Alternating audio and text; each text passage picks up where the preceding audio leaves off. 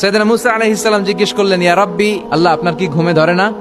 আল্লাহ বললেন, কোনো কথা বলা যাবে না, দুইটা গ্লাসের ভেতরে পানি নাও, পানি ভর্তি গ্লাস নিয়ে তুর পাহাড়ের উপরে দাঁড়াও। সাইয়েদনা মুসা আলাইহিস সালাম দাঁড়ালেন। আল্লাহরে আবার জিজ্ঞেস করলেন, আল্লাহ আমি জিজ্ঞেস করলাম কি আর আপনি করতে বললেন কি?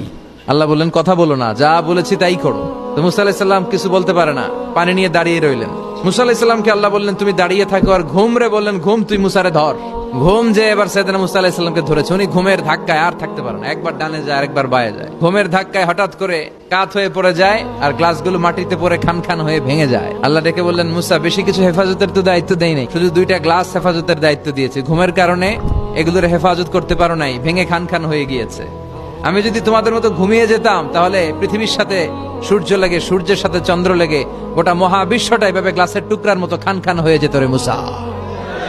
এজন্য লা তাখুযুহু সিনাতু ওয়ালা নাওম, আমার ঘুমেও ধরে না, ঘুমের আগে যে তন্দ্রা আসে ওইটাও ধরে না।